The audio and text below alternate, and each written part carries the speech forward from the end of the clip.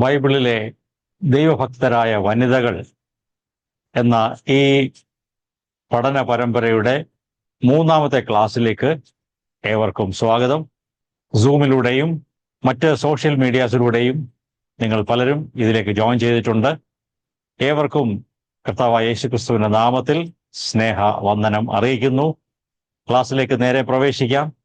ഇന്നത്തെ വിഷയം, മൂന്നാമത്തെ ക്ലാസ്സിൽ ഹന്ന എന്ന വനിതയെക്കുറിച്ചാണ് നാം പഠിക്കാൻ പോകുന്നത്. ഈ പഠനങ്ങൾ വിശേഷാൽ ബൈബിളിലെ കഥാപാത്രങ്ങളുടെ ചുരുക്കമായ ജീവചരിത്രങ്ങൾ പഠിക്കുമ്പോൾ ആ ജീവിതങ്ങൾ നമ്മെ വെല്ലുവിളിക്കുന്നതാണ്. ദൈവത്തെ ആശ്രയിപ്പാനും ലളിതമായി ദൈവത്തെ ആശ്രയിച്ച് അവനെ മുറുകെ പിടിക്കുവാനും താഴ്മയോടെ അവനിൽ ആശ്രയിപ്പാനും ദൈവം നമ്മെ ഈ പഠനങ്ങളിലൂടെ വെല്ലുവിളിക്കുകയും സഹായിക്കുകയും ചെയ്യും എന്ന് ഞാൻ കരുതുന്നു. ഇന്നത്തെ ക്ലാസിന്റെ പ്രാരംഭമായിട്ട് നമുക്ക് ബൈബിളിൽ നിന്നും 1 ശമൂവേൽ 1-ാം അധ്യായം 15-ാം വചനം വായിക്കാം. 1 സാമുവേൽ 1:15. അതിന് ഹന്ന ഉത്തരം പറഞ്ഞത്, അങ്ങനെയല്ല യജമാനനെ, ഞാൻ മനോവ്യസനമുള്ള ഒരു സ്ത്രീ, ഞാൻ വീഞ്ഞോ മദ്യമോ കുടിച്ചിട്ടില്ല. യഹോവയുടെ സന്നിധിയിൽ എൻ്റെ ഹൃദയം പകരുകയത്രേ ചെയ്തത്. ഹന്നയുടെ ഈ വാക്കുകൾ വളരെ നമുക്ക് പരിചയമുള്ളതാണ്. ഈ ഹന്ന ആരായിരുന്നു എന്നുള്ളത് ഈ വചനങ്ങളിൽ നിന്നും വ്യക്തമാണ്. ദൈവം മുമ്പാകെ വന്ന് ഹൃദയം പകർന്ന് പ്രാർത്ഥിക്കുന്ന, ദൈവത്തെ അന്വേഷിക്കുന്ന ഒരു സ്ത്രീ ആയിരുന്നു ഹന്ന. 1 ശമൂവേൽ 1-2 അധ്യായങ്ങളിലാണ് ഹന്നയെക്കുറിച്ച് ഉള്ള വിവരണങ്ങൾ നമുക്ക് കാണാൻ കഴിയുന്നത്. ഹന്ന ആരായിരുന്നു എന്ന് ആദ്യം നോക്കാം. രാമയിൽ ജീവിച്ചിരുന്ന അവിടുത്തുകാരനായ എൽക്കാന എന്ന പുരുഷന്റെ ഒരു ഭാര്യയായിരുന്നു ഹന്ന എന്ന് നമുക്ക് മനസ്സിലാകുന്നുണ്ട്. ഹന്നയ്ക്ക് മക്കൾ ഉണ്ടായിരുന്നില്ല, അവൾ മച്ചിയായിരുന്നു. എന്നാൽ എൽക്കാനയുടെ 2ാമത്തെ ഭാര്യ പെനിന്നയ്ക്ക് മക്കൾ ഉണ്ടായിരുന്നു എന്നും നമുക്ക് കാണാൻ സാധിക്കും. ഹന്നയുടെ ജീവിതത്തിൽ അവൾ നേരിട്ടിരുന്ന ഒരു വലിയ പോരാട്ടം, ഒരു സ്ട്രഗിൾ ഉണ്ടായിരുന്നു. അതെന്താണെന്ന് ചോദിച്ചാൽ അവളുടെ വന്ധ്യത, കുട്ടികൾ ജനിക്കാത്ത ആ ഒരു പ്രയാസമായിരുന്നു.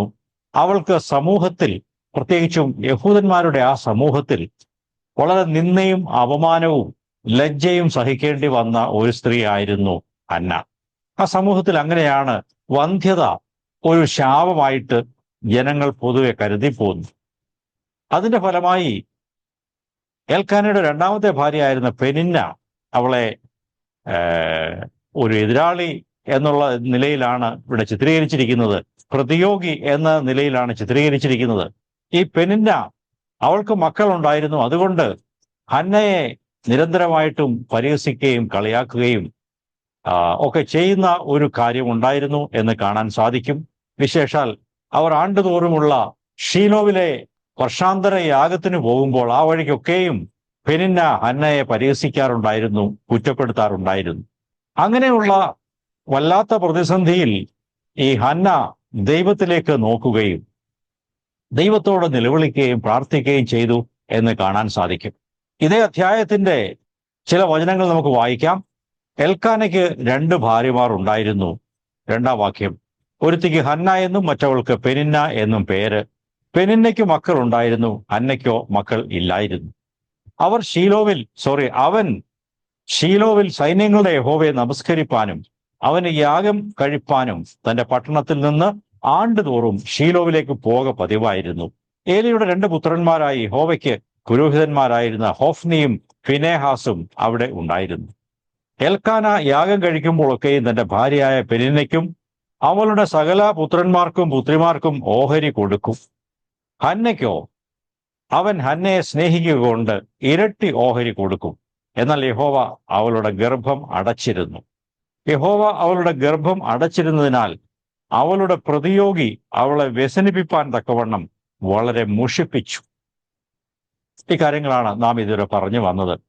അങ്ങനെയുള്ള വല്ലാത്ത ഒരു സ്ട്രഗിൾ, ഒരു പ്രയാസം നേരിട്ടത് കൊണ്ട് ഹന്ന വളരെ ദൈവത്തോട് പ്രാർത്ഥിച്ചു. അവളുടെ ഒരേ ഒരു താല്പര്യം, ദൈവമേ, എനിക്ക് ഒരു മകനെ നൽകണമേ, എൻ്റെ ഈ ശാപം, എൻ്റെ നിന്ന മാറ്റി കളയുമാറ് എനിക്കൊരു മകനെ നൽകണമേ. അങ്ങനെയാണ് ആ ഒരു കാര്യം പറഞ്ഞാണ് ഹന്ന പ്രാർത്ഥനയിൽ ദൈവമുമ്പാകെ ചെന്നത്. ഹന്നയെക്കുറിച്ച് പറഞ്ഞാൽ ഹന്നയ്ക്ക് ഒരു മകനെ ആയിരുന്നു ആവശ്യം. എന്നാൽ ദൈവത്തെ സംബന്ധിച്ച് ദൈവത്തിന് ഇസ്രായേൽ ജനത്തിന്റെ മധ്യേ ഒരു ശക്തനായ പ്രവാചകനെ ആയിരുന്നു ആവശ്യം. ഈ രണ്ട് കാര്യങ്ങളും ഹന്നയുടെ പ്രാർത്ഥനയാൽ സാധ്യമായി തീർന്നു എന്ന് കാണാൻ സാധിക്കും.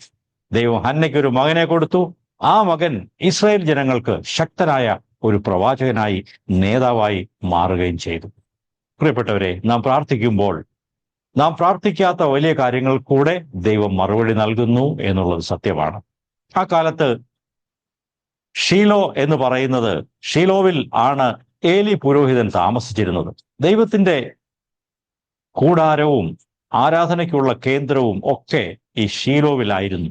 ഇസ്രായേൽ ജനങ്ങൾ ആണ്ടുതോറും യാഗം കഴിക്കുവാനും ദൈവത്തിന് ആരാധന അർപ്പിക്കുവാനും ഒക്കെ ഷീലോവിൽ ഈ ആരാധന ആലയത്തിൽ വരിക പതിവായിരുന്നു. എന്നാൽ രാമ എന്ന സ്ഥലത്താണ് എൽക്കാനയുടെ കുടുംബം ജീവിച്ചിരുന്നത്.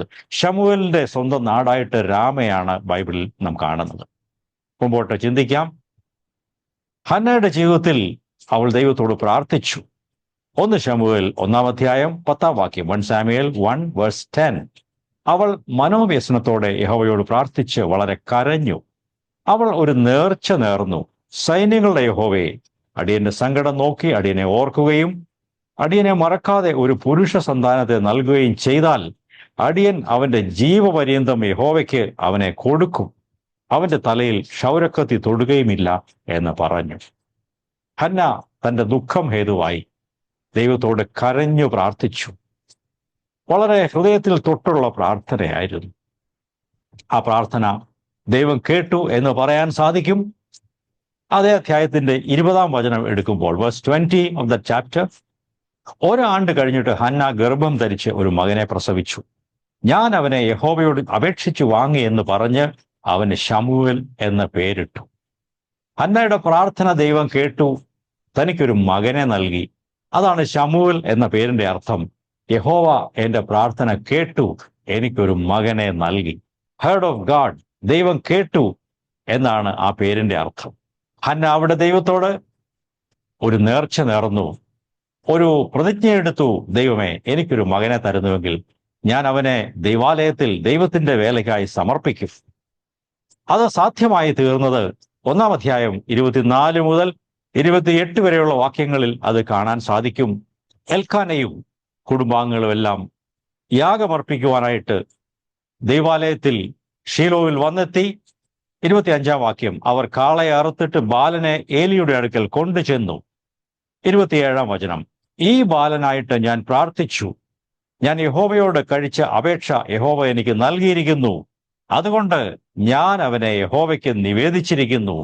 അവൻ ജീവപര്യന്തം യഹോവയ്ക്ക് നിവേദിതനായിരിക്കും.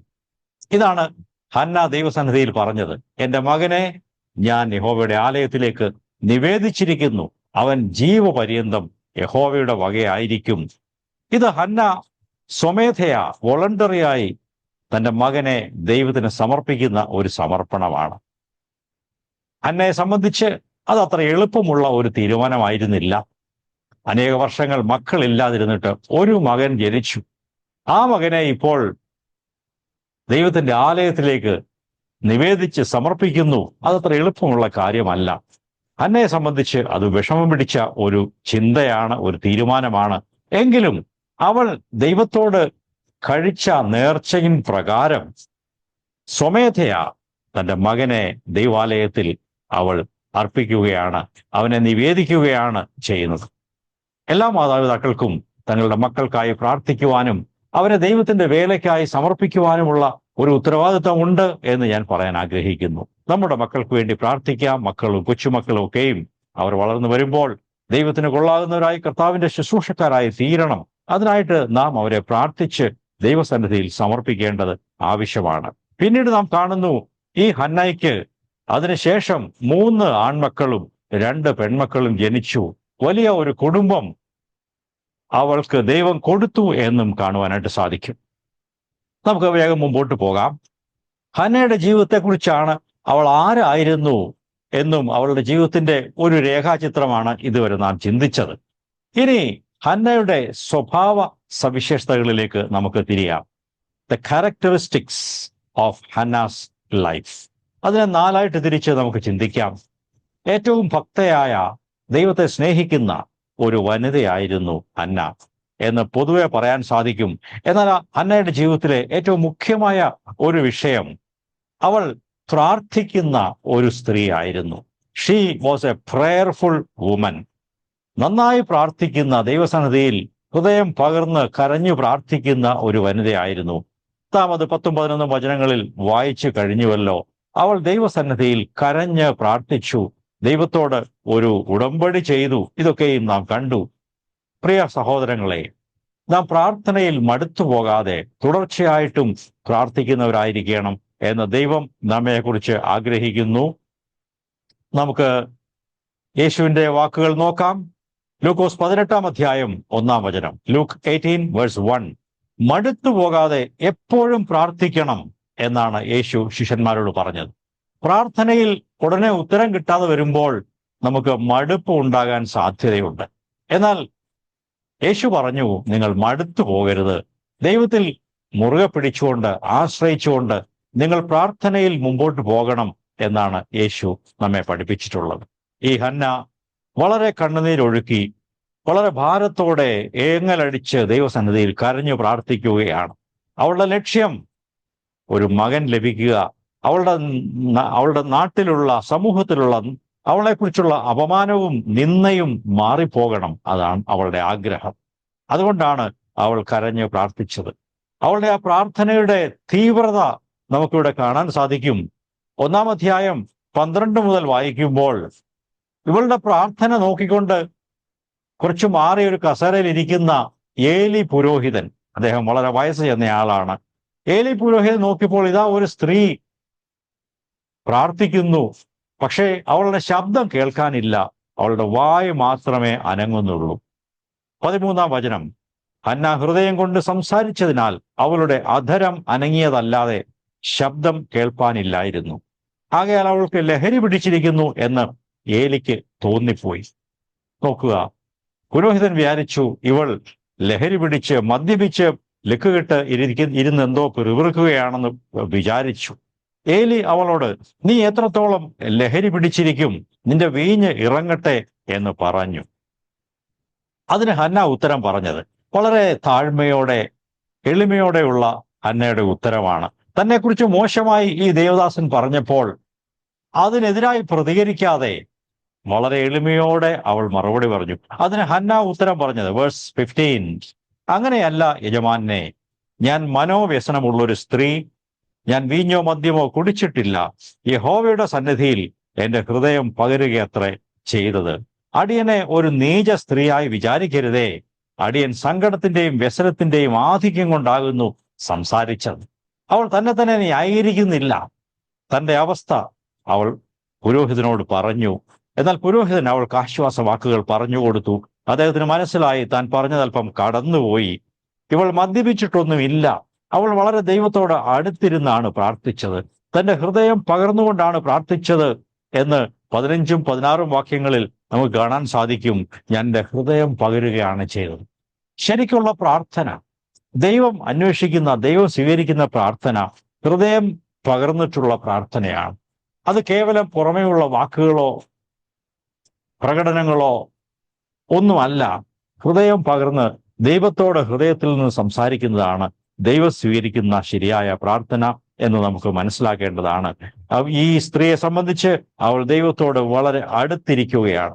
മറ്റു രീതിയിൽ പറഞ്ഞാൽ, അവിടെയുള്ള പുരോഹിതനായ ഏലിയെ അപേക്ഷിച്ച് അദ്ദേഹത്തെക്കാൾ കൂടുതൽ ദൈവത്തോട് അടുത്ത് ചെല്ലുകയും വളരെ അടുത്ത ഒരു റിലേഷൻഷിപ്പ്, ഇന്റിമേറ്റ് ആയിരിക്കുന്ന ദൈവത്തോടുള്ള ഒരു ഹൃദയബന്ധം ഈ ഹന്നയ്ക്ക് ഉണ്ടായിരുന്നു എന്ന് പറയാൻ സാധിക്കും. മാത്രമല്ല, ഈ ഹന്ന വളരെ താഴ്മയുള്ള, ഒരു ഹമ്പിളായ മനോഭാവമുള്ള ഒരു സഹോദരി ആയിരുന്നു. അവൾ പ്രാർത്ഥിക്കുമ്പോൾ, ദൈവസന്നിധിയിൽ പ്രാർത്ഥിക്കുമ്പോൾ 4 പ്രാവശ്യം അവിടുത്തെ ദാസി എന്നാണ് തന്നെക്കുറിച്ച് തന്നെ പറയുന്നത്. Lord, I M your made servant, നിന്റെ അടിമ ദാസിയാണ് ഞാൻ എന്ന് 11ഉം 16ഉം വചനങ്ങളിൽ നമുക്ക് കാണാൻ സാധിക്കും. അടിയൻ ഒരു മെയ്ഡ് സെർവൻ്റ് ആണ്. ദൈവമേ, അവിടുത്തെ ഒരു വേലക്കാരിയാണ്, അവിടുത്തെ ഒരു അടിമയാണ് ഞാൻ എന്നുള്ള നിലയിൽ തന്നെ തന്നെ താഴ്ത്തിക്കൊണ്ടാണ് ഹന്ന ഇവിടെ സംസാരിക്കുന്നത്. പഴയ നിയമത്തിൽ ദൈവത്തോട് ഇങ്ങനെയുള്ള ഒരു നേർച്ച, ഒരു ഉടമ്പടി ചെയ്യുന്ന ഒരു വ്യക്തി, ഒരു സ്ത്രീ, ഈ ഒരു ഹന്നയെ മാത്രമേ നമുക്ക് കാണാൻ കഴിയുകയുള്ളൂ എന്നും പറയട്ടെ. ഹന്നയുടെ സ്വഭാവത്തിന്റെ സവിശേഷതകളാണ് നാം ചിന്തിച്ചു വരുന്നത്. രണ്ടാമത്തെ കാര്യം, അവൾ തന്നെത്താൻ ത്യജിക്കുന്ന, സെൽഫ് ഡിനായൽ ചെയ്യുന്ന, സ്വയം ഡിനായ് ചെയ്യുന്ന ഒരുവളായിരുന്നു. അവൾ ദൈവമുമ്പാകെ തന്നെത്താൻ മുഴുവനും സമർപ്പിച്ച ഒരുവളായിരുന്നു. അതുകൊണ്ടാണ് തൻ്റെ മകന് 4-5 വയസ്സായപ്പോൾ, അവന്റെ മുലകുടി മാറിയപ്പോൾ അവനെ താൻ പറഞ്ഞതുപോലെ യഹോവയുടെ ആലയത്തിൽ കൊണ്ടുവന്ന് ഏലി പുരോഹിതനെ ഏൽപ്പിക്കുകയാണ്. 1 ശമൂവേൽ 1-ാം അധ്യായം 27-28, 1 സാമുവേൽ 1 verses 27 and 28. ഈ ബാലനായിട്ട് ഞാൻ പ്രാർത്ഥിച്ചു, ഞാൻ യഹോവയോട് കഴിച്ച അപേക്ഷ യഹോവ എനിക്ക് നൽകിയിരിക്കുന്നു, അതുകൊണ്ട് ഞാൻ അവനെ യഹോവയ്ക്ക് നിവേദിച്ചിരിക്കുന്നു, അവൻ ജീവപര്യന്തം യഹോവയ്ക്ക് നിവേദിതനായിരിക്കും. അവർ അവിടെ യഹോവയെ നമസ്കരിച്ചു അഥവാ ആരാധിച്ചു. പ്രിയപ്പെട്ടവരെ, ഈ സഹോദരിയുടെ, ഈ ഹന്നായുടെ പ്രാർത്ഥനയും ദൈവമുമ്പായുള്ള സമർപ്പണവും എത്ര ഉന്നതമാണ്! അതെങ്ങനെ സാധിച്ചു? ഹന്നയെ സംബന്ധിച്ച് അതത്ര എളുപ്പമുള്ള കാര്യമായിരുന്നില്ല. എന്നാൽ അതെങ്ങനെ സംഭവിച്ചു എന്ന് നമുക്ക് കാണാൻ സാധിക്കും. ഏകപുത്രനാണ്, ഒരു മകൻ മാത്രമേ ഉള്ളൂ. അബ്രഹാം ചെയ്തതുപോലെ അവനെ ഹന്ന ദൈവത്തിനായിട്ട് സമർപ്പിച്ചു. അബ്രഹാം ദൈവം ആവശ്യപ്പെട്ടപ്പോൾ തൻ്റെ മകനായ ഇസാക്കിനെ യാഗം കഴിക്കുവാനായിട്ട് പോയി, നമുക്കതറിയാം. എന്നാൽ ഇവിടെ ശമൂവേലിനെ, തൻ്റെ മകനെ ദൈവം ആവശ്യപ്പെട്ടില്ല. സ്വമേധയാ അവൾ ദൈവത്തിന് നിവേദിച്ചിട്ട് ദൈവാലയത്തിൽ അവനെ കൊണ്ടുവന്ന് സമർപ്പിക്കുകയാണ്. അവൾ ദൈവത്തോട് ചെയ്ത ആ ഉടമ്പടി അവൾ നിവർത്തിച്ചു. 15-ാം സങ്കീർത്തനം 4-ാം വാക്യം നോക്കാം. അവിടെ പറയുന്നു, വഷളനെ നിന്ദ്യനായി എണ്ണുകയും യഹോവ ഭക്തന്മാരെ ബഹുമാനിക്കുകയും ചെയ്യുന്നവൻ സത്യം ചെയ്തിട്ട് ഛേദം വന്നാലും മാറാത്തവൻ. ദൈവത്തോട് ഹന്ന ഒരു സത്യം ചെയ്തു, ഒരു ഉടമ്പടി ചെയ്തു. എന്നാൽ അതിൽ നിന്ന് അവൾ മാറുന്നില്ല, അതിൽ തന്നെ ഉറച്ചു നിന്നു. ദൈവത്തോട് നാം ഉടമ്പടികൾ ചെയ്യുമ്പോൾ, ദൈവത്തോട് ചില കാര്യങ്ങൾ പറയുന്നുവെങ്കിൽ നാം നിശ്ചയമായിട്ടും അത് പിന്നീട് ഉപേക്ഷിച്ച് കളയരുത്, അത് നിവർത്തിക്കുക വേണം. ഈ ഹന്ന തൻ്റെ മകനെ ഷീലോവിൽ കൊണ്ടുവന്ന്, ദൈവാലയത്തിൽ കൊണ്ടുവന്ന് ഏലി പുരോഹിതനെ ഏൽപ്പിച്ചു. അവന്റെ ഭാവി എന്തായിത്തീരും എന്നൊന്നും ഈ മാതാവിന് അറിഞ്ഞുകൂടാ. അവളെ സംബന്ധിച്ച് അവിടെ ഒരു റിസ്ക് എടുത്ത് നഷ്ടസാധ്യതകൾ മുൻപിൽ കണ്ടാണ് ഈ മകനെ അവിടെ കൊണ്ട് കൊടുക്കുന്നത്. കാരണം നമുക്കറിയാം, ഏലിയുടെ 2 പുത്രന്മാർ, അവർ ദുഷ്ടന്മാരും നീചന്മാരും ഒക്കെ ആയിരുന്നു. അവരുടെ സ്വഭാവം ഒട്ടും നല്ലതായിരുന്നില്ല. ഇങ്ങനെയുള്ള 2 മോശക്കാരായ, ദോഷ സ്വഭാവമുള്ള 2 ആൺമക്കൾ പുരോഹിതന്മാരായിരിക്കുന്ന ആ ഒരു സെറ്റപ്പിലാണ്, ആ പശ്ചാത്തലത്തിലാണ് തൻ്റെ മകനെ കൊണ്ട് വിടുന്നത്. ഈ മാതാവ് എന്ത് വിശ്വസിച്ചാണ് തൻ്റെ മകനെ അവിടെ വിടുന്നത് എന്ന് ചോദിച്ചാൽ, അവൾ 100% ദൈവത്തിൽ ശരണപ്പെട്ടു. ദൈവമേ, എൻ്റെ മകനെ കൈയേൽക്കണമേ, ഞാൻ അവനെ നിനക്ക് നിവേദിച്ചിരിക്കുന്നു, അവന്റെ ഭാവി അവിടുന്ന് കൈകാര്യം ചെയ്യണമേ എന്ന് പറഞ്ഞുകൊണ്ട് ഈ ഹന്ന തൻ്റെ മകനെ അവിടെ ഏൽപ്പിച്ചിട്ട് പോവുകയാണ്. നമ്മുടെ മക്കളെക്കുറിച്ചും നമ്മുടെ ഭാവിയെക്കുറിച്ചും എല്ലാം പ്രിയപ്പെട്ടവരെ, ദൈവത്തിന്റെ കരങ്ങളിൽ സമർപ്പിച്ചാൽ നമുക്ക് സ്വസ്ഥമായിരിക്കാൻ സാധിക്കും. അവരുടെ ഭാവി ദൈവം കൈകാര്യം ചെയ്യും. ഹന്നയെ സംബന്ധിച്ച് അത് ഒരു 100% ദൈവത്തിന് സമർപ്പിക്കുന്ന ഒരു സമർപ്പണമായിരുന്നു. അങ്ങനെ ദൈവത്തിന്റെ മുമ്പിൽ സമർപ്പിക്കുമ്പോൾ നമ്മുടെ കാര്യങ്ങൾ നടത്തുവാൻ ദൈവം വിശ്വസ്തനാണ്. അവളുടെ സമർപ്പണത്തിന്റെ ഫലം എന്തായിരുന്നു? അവൾക്ക് മാത്രമല്ല, അവളുടെ കുടുംബത്തിന് മാത്രമല്ല, മുഴുവൻ ഇസ്രായേൽ ജനതയ്ക്കും ആ സമർപ്പണം വലിയ അനുഗ്രഹ കാരണമായി തീർന്നു എന്ന് നമുക്ക് പറയാൻ സാധിക്കും. 3-ാമത്തെ കാര്യം, ഹന്ന ദൈവം മുമ്പാകെ നന്ദിയുള്ളവളും ദൈവത്തിന് സ്തോത്രം ചെയ്യുന്നവളുമായിരുന്നു. 2-ാം അധ്യായം എടുക്കാം.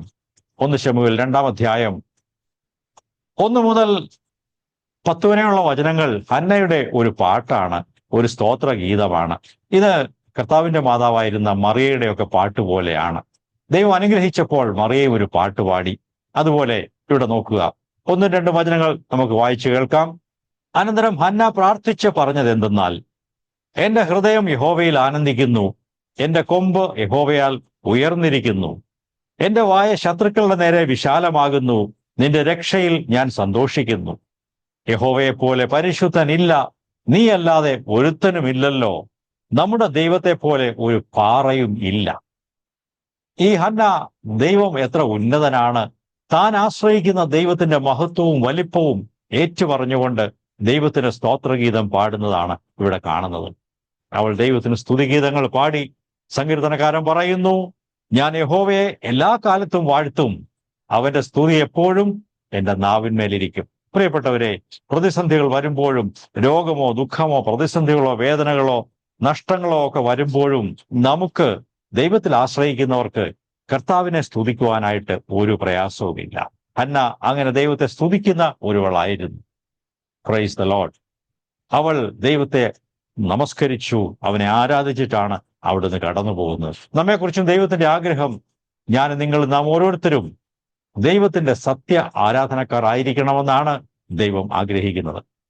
നാലാമതായി, ഹന്നയുടെ സ്വഭാവ സവിശേഷതകൾ പരിശോധിക്കുമ്പോൾ അവൾ നന്നായിട്ട് അധ്വാനിക്കുന്ന ഒരു മാതാവായിരുന്നു, ഒരു സ്ത്രീ ആയിരുന്നു എന്ന് കാണാൻ സാധിക്കും. 2-ാം അധ്യായം 18 മുതൽ വായിക്കുമ്പോൾ അവൾ ആണ്ടുതോറും ആലയത്തിൽ താൻ വിട്ട ആ മകന് വേണ്ടി ആണ്ടുതോറും ഒരു ചെറിയ അങ്കി ഉണ്ടാക്കി തന്റെ ഭർത്താവിനോടുകൂടെ വർഷാന്തരയാഗം കഴിപ്പാൻ വരുമ്പോൾ ഈ ശമൂവേലിന് കൊണ്ടുവന്ന് കൊടുക്കുമായിരുന്നു. 2-ാം അധ്യായം 19-ാം വാക്യം. 20-ാം വാക്യം. എന്നാൽ ഏലി എൽക്കാനയെയും അവന്റെ ഭാര്യയെയും അനുഗ്രഹിച്ചു. ഈ സ്ത്രീ യഹോവയ്ക്ക് കഴിച്ച നിവേദ്യത്തിന് പകരം യഹോവ അവളിൽ നിന്ന് നിനക്ക് സന്തതിയെ നൽകുമാറാകട്ടെ എന്ന് പറഞ്ഞു. പിന്നെ അവർ വീട്ടിലേക്ക് പോയി. യഹോവ ഹന്നയെ കടാക്ഷിച്ചു. അവൾ ഗർഭം ധരിച്ച് 3 പുത്രന്മാരെയും 2 പുത്രിമാരെയും പ്രസവിച്ചു. ശമൂവേൽ ബാലനോ യഹോവയുടെ സന്നിധിയിൽ വളർന്നു വന്നു. നോക്കുക, ഈ ഹന്നയുടെ സമർപ്പണ നിമിത്തം അവൾക്ക് വീണ്ടും അനുഗ്രഹം ദൈവം നൽകി. ഒരു മകനെ ദൈവത്തിന് സമർപ്പിച്ചപ്പോൾ പിന്നീട് 5 മക്കളെയും കൂടെ ദൈവം ആ കുടുംബത്തിൽ ഹന്നയ്ക്ക് നൽകി. അങ്ങനെ അനുഗ്രഹീതയായ ഒരു മാതാവായി ഹന്ന ആ തലമുറയിൽ ജീവിച്ചിരുന്നു എന്ന് കാണുവാനായിട്ട് സാധിക്കും. അവൾ കഠിനമായി അധ്വാനിക്കുന്നവളായിരുന്നു എന്ന് മാത്രമല്ല, തൻ്റെ മകൻ വളരെ നന്നേ ചെറുപ്പമായിരിക്കുമ്പോൾ തന്നെ അവന് ദൈവികമായ മൂല്യങ്ങൾ, ദൈവികമായ സ്വഭാവങ്ങൾ അവനെ പഠിപ്പിച്ചിട്ടാണ് അവനെ ദൈവാലയത്തിൽ കൊണ്ടുവിടുന്നത് എന്ന് നമുക്ക് മനസ്സിലാക്കാൻ സാധിക്കും. ഇത് മാതാപിതാക്കളുടെ വലിയ ഉത്തരവാദിത്വമാണ്. മക്കൾ വളരെ ചെറുപ്പമായിരിക്കുമ്പോൾ ദൈവികമായ ബൈബിൾ അടിസ്ഥാനമായിരിക്കുന്ന മൂല്യങ്ങളെ നാം എങ്ങനെ ജീവിക്കണം, എങ്ങനെ ജീവിക്കരുത്, നമ്മുടെ ജീവിതത്തിന്റെ തത്വങ്ങളും പ്രിൻസിപ്പിൾസും ഇന്നതിന്നതൊക്കെ ആയിരിക്കണം. ഈ കാര്യങ്ങൾ നാം വളരെ ലളിതമായി നമ്മുടെ കുഞ്ഞുങ്ങളെ പഠിപ്പിക്കേണ്ടതാണ്. പ്രിയപ്പെട്ടവരെ, നമ്മുടെ മക്കളെ ശരിയായ രീതിയിൽ അവർക്ക് അഭ്യസനം കൊടുത്ത് അവരെ പരിപാലിച്ച് നടത്തേണ്ട ഉത്തരവാദിത്വം മാതാപിതാക്കൾ എന്നുള്ള നിലയ്ക്ക് നമുക്ക് ഓരോരുത്തർക്കും ഉണ്ട് എന്ന് ഞാൻ പറയട്ടെ. ശരിയായിരിക്കുന്ന രക്ഷാകർതൃത്വം അതിൽ നാം ശ്രദ്ധിക്കേണ്ടത് ആവശ്യമാണ്. അങ്ങനെ ഈ മാതാവ് അവളെ ദൈവികമായ കാര്യങ്ങൾ ഈ മകനെ പഠിപ്പിച്ചത് കൊണ്ടാണ് ഏലി പുരോഹിതന്റെ 2 പുത്രന്മാർ, അവർ ചൊവ്വുള്ളവരായിരുന്നില്ല, ദോഷം പ്രവർത്തിക്കുന്നവരായിരുന്നു. അവരുടെ ആ ഭവനത്തിൽ ജീവിച്ചപ്പോഴും ഈ ശമൂവേൽ അവരുടെ ദോഷങ്ങളാൽ ബാധിക്കപ്പെടാതെ ദൈവികമായ നല്ല അടിസ്ഥാനത്തിൽ ജീവിക്കുവാനായിട്ട് ശമൂവേലിന് സാധിച്ചു. നമ്മുടെ മക്കളെ അവർ ചെറുപ്പമായിരിക്കുമ്പോൾ ദൈവികമായ അഭ്യസനം നൽകി നടക്കേണ്ടുന്ന വഴിയിൽ അവരെ അഭ്യസിപ്പിച്ചാൽ, തിരുവെഴുത്ത് പറയുന്നു, വൃദ്ധനായാലും അവർ അത് വിട്ടുമാറുകയില്ല. അവർ ചെറുപ്പത്തിലെ പഠിച്ച ആ നല്ല ഉപദേശങ്ങളുടെ അടിസ്ഥാനത്തിൽ അവർ നന്നായി ജീവിച്ചുകൊള്ളും എന്ന് നമുക്ക് പറയാൻ സാധിക്കും. ശമൂവേലിനെ കുറിച്ച് നമുക്ക് ഇങ്ങനെ പറയാം, അദ്ദേഹം ഇസ്രായേലിലെ ഏറ്റവും പ്രഗത്ഭനായ അനുഗ്രഹീതനായ ഒരു ന്യായാധിപനായിരുന്നു. അദ്ദേഹം ഒരു പ്രവാചകനായിരുന്നു. അദ്ദേഹം ഒരു പുരോഹിതനും ആളുകൾക്ക് നല്ല ഉപദേശങ്ങൾ കൊടുക്കുന്ന ഒരു കൗൺസിലറുമായിരുന്നു. ഇസ്രായേലിൽ അന്ന് വരെ രാജാവ് ഉണ്ടായിരുന്നില്ല. അതിനുശേഷമാണ് രാജാവ് ഉണ്ടാകുന്നത്. ഈ ശമൂവേലിനെ ദൈവം തന്റെ പ്രവൃത്തിക്കായി ആ തലമുറയിൽ ഒരു ശക്തനായ പ്രവാചകനായി ദൈവം ഉപയോഗിച്ചു എന്ന് നമുക്ക് കാണാൻ സാധിക്കും. നമ്മുടെ മക്കളെ പ്രാർത്ഥിച്ച് ദൈവത്തിന്റെ മാർഗത്തിൽ നാം ശരിയായി നടത്തുന്ന പക്ഷം നമ്മുടെ മക്കൾ ഓരോരുത്തരും അവർ നശിച്ചു പോകാതെ അവർ ദൈവത്തിന്റെ മാർഗത്തിൽ ശരിയായിരിക്കുന്ന ഉപദേശം പ്രാപിച്ചവരായി, പ്രവാചകൻ പറയുന്ന പോലെ നിന്റെ മക്കളെല്ലാവരും യഹോവയാൽ ഉപദേശിക്കപ്പെട്ടവരായിരിക്കും. കർത്താവ് നേരിട്ട് വന്ന് അവരെ പഠിപ്പിക്കുകയല്ല, അശരീരിയൊന്നും അല്ല പഠിപ്പിക്കുന്നത്. മാതാപിതാക്കൾ വേണം യഹോവയുടെ വചനങ്ങൾ, ദൈവത്തിൻ്റെ വചനങ്ങൾ മക്കളെ പഠിപ്പിച്ചു കൊടുക്കുവാനായിട്ട്. പ്രിയപ്പെട്ടവരെ, നമ്മുടെ മക്കളെ അവർ കുഞ്ഞുങ്ങളായിരിക്കുമ്പോൾ തന്നെ ശരിയായ മാർഗത്തിൽ പഠിപ്പിച്ചാൽ അവർ വളർന്നു വരുമ്പോൾ അവർ അനുഗ്രഹമുള്ളവരായി തീരും എന്ന് നമുക്ക് കാണാനായിട്ട് സാധിക്കും. ശമൂവേലിന്റെ അദ്ദേഹം വയസ്സായി തൻ്റെ ജീവിതത്തിൻ്റെ ഒടുവിൽ ഇസ്രായേൽ ജനങ്ങളോട് ശമൂവേൽ പറയുന്ന ഒരു സാക്ഷ്യമുണ്ട്. അതും കൂടെ നമുക്ക് വായിച്ചു നോക്കാം. അത് വളരെ വളരെ വളരെ സന്തോഷകരമായ ഒരു സാക്ഷ്യമാണ്. 1 ശമൂവേൽ 12-ാം അധ്യായം 3-4 വചനങ്ങൾ. 1 സാമുവേൽ 12:3 and 4. ഞാനിതാ ഇവിടെ നിൽക്കുന്നു, ശമൂവേൽ പറയുകയാണ്. ഞാൻ ഒരുത്തൻ്റെ കാളയെ അപഹരിച്ചിട്ടുണ്ടോ? ഒരുത്തൻ്റെ കഴുതയെ അപഹരിച്ചിട്ടുണ്ടോ? ഞാൻ വല്ലവനെയും ചതിച്ചിട്ടുണ്ടോ? വല്ലവനെയും പീഡിപ്പിച്ചിട്ടുണ്ടോ? ഞാൻ വല്ലവൻ്റെയും കയ്യിൽ നിന്ന് കൈക്കൂലി വാങ്ങി എൻ്റെ കണ്ണ് കുരുടാക്കിയിട്ടുണ്ടോ? യഹോവയുടെയും അവൻ്റെ അഭിഷിക്തൻ്റെയും മുമ്പാകെ എൻ്റെ നേരെ സാക്ഷീകരിപ്പീൻ, ഞാൻ അത് മടക്കിത്തരാം. അപ്പോൾ ജനങ്ങൾ, നീ ഞങ്ങളെ ചതിക്കുകയോ പീഡിപ്പിക്കുകയോ യാതൊരുത്തിൻ്റെയും കയ്യിൽ നിന്ന് വല്ലതും അപഹരിക്കുകയോ ചെയ്തിട്ടില്ല എന്ന് പറഞ്ഞു. എത്ര ശക്തമായ ശുദ്ധമായ ഒരു നല്ല സാക്ഷ്യമാണ് ശമൂവേലിന് പറയാനുണ്ടായിരുന്നത്. എന്നാൽ ശമൂവേലിന്റെ ഈ സാക്ഷ്യത്തിന്റെ പുറകിൽ അവനെ പഠിപ്പിച്ച, അവന് 4-5 വയസ്സുള്ളപ്പോൾ അവനെ വീട്ടിൽ നിന്ന് പഠിപ്പിച്ച് വിട്ട ആ ഒരു മാതാവിൻ്റെ നല്ല ആ ജീവിതമാണ് നമുക്ക് കാണാൻ സാധിക്കുന്നത്. അവൻ വീട്ടിലായിരുന്നപ്പോൾ മാത്രമല്ല, ഓരോ വർഷവും അവനെ കാണാനായിട്ട് അവൻ്റെ അമ്മ പോകുമ്പോൾ, ഹന്ന പോകുമ്പോൾ അവന് ഒരു നല്ല ഉടുപ്പുണ്ടാക്കി കൊണ്ട് കൊടുക്കും, ഒരു മേലങ്കി കൊടുക്കും. അതോടൊപ്പം അവനുമായിട്ടിരുന്ന് സംസാരിക്കുകയും അവന് ദൈവികമായ നല്ല കാര്യങ്ങൾ അവിടെ ആ മാതാവ് അവന് വീണ്ടും വീണ്ടും പറഞ്ഞ് പഠിപ്പിക്കുകയും ചെയ്തു കാണും എന്ന് ഞാൻ ചിന്തിക്കുകയാണ്. നിശ്ചയമായിട്ടും അവർ അങ്ങനെ ചെയ്തു കാണും. അതിനുള്ള സ്വാതന്ത്ര്യം അവർക്കുണ്ടായിരുന്നുവല്ലോ. ഈ മാതാവ് ഒരു മാതൃകയുള്ള ഒരു സ്ത്രീയാണ്. നമ്മുടെ എല്ലാ സഹോദരിമാർക്കും പിന്നെ സഹോദരന്മാർക്കും ഈ ഹന്ന ഒരു നല്ല മാതൃകയാണ്. പ്രാർത്ഥിക്കുന്ന ഒരു സഹോദരി, താഴ്മയോടെ സംസാരിക്കുന്ന ഒരു സഹോദരി, തന്നെ ദോഷമായി ആരോപിച്ച് കുറ്റം പറയുന്ന ഒരു പുരോഹിതന്റെ മുമ്പിലും അങ്ങോട്ട് തർക്കുത്തരം പറയാതെ ശാന്തമായി താഴ്മയോടെ, അയ്യോ ദേവദാസനെ, ഞാൻ ഇതാണ് ചെയ്തത് എന്ന് പറഞ്ഞ് എളിമയോടെ സംസാരിക്കുന്ന ഒരു ഹന്നയെ നമുക്ക് കാണാൻ സാധിക്കും. നമ്മുടെ ഈ ചിന്ത അവസാനിപ്പിക്കാം. നിങ്ങളുടെ മക്കളെ ദൈവരാജ്യത്തിന് വേണ്ടി, കർത്താവിൻ്റെ മിഷന് വേണ്ടി, ശുശ്രൂഷയ്ക്കായിട്ട് നിങ്ങൾ സമർപ്പിക്കുവാൻ എല്ലാവരും ഒരുങ്ങേണ്ടതാണ്. അങ്ങനെ ചെയ്താൽ, അവർക്ക് വേണ്ടി പ്രാർത്ഥിച്ച് അവരെ സമർപ്പിച്ചാൽ, ഒരു കാലഘട്ടത്തിൽ ദൈവം അവരെ വിളിക്കും, തൻ്റെ പ്രവൃത്തിക്കായി നിയോഗിക്കും എന്നുള്ളതിന് സംശയമില്ല. ഈ ഹന്ന നമുക്ക് ഒരു നല്ല മാതൃകയായി നിലകൊള്ളുന്നു. ഉപസംഹാരമായി ഞാൻ 2 വാക്ക് പറഞ്ഞ് അവസാനിപ്പിക്കാം. ഹന്നായുടെ ജീവിതത്തിൽ നിന്ന് നമുക്ക് വളരെ നല്ല പാഠങ്ങൾ ഉൾക്കൊള്ളുവാനായിട്ടുണ്ട്. ഇന്ന് നമുക്കത് സ്വീകരിച്ച് കൊണ്ടുപോകാം. ഈ ഹന്ന ദൈവത്തെ അറിഞ്ഞവളായിരുന്നു, ദൈവത്തിൻ്റെ സ്വഭാവം മനസ്സിലാക്കിയവളായിരുന്നു, ദൈവത്തോടൊപ്പം ഹൃദയം പകർന്ന് പ്രാർത്ഥിക്കുന്നവളായിരുന്നു. നമുക്കൊരു വലിയ മാതൃകയല്ലേ അത്? നമുക്ക് ഈ മാതൃക സ്വീകരിക്കാം. പ്രിയപ്പെട്ടവരെ, എന്നെ കേൾക്കുന്ന നിങ്ങൾ ഓരോരുത്തരെയും ദൈവം സ്നേഹിക്കുന്നു. നിങ്ങളുടെ പ്രയാസങ്ങൾ, പ്രശ്നങ്ങൾ ദൈവം കേൾക്കുവാൻ ആഗ്രഹിക്കുന്നു. നിങ്ങൾക്ക് ദൈവത്തെ ആശ്രയിക്കുവാനും മുറുകെ പിടിക്കുവാനും സാധിക്കും.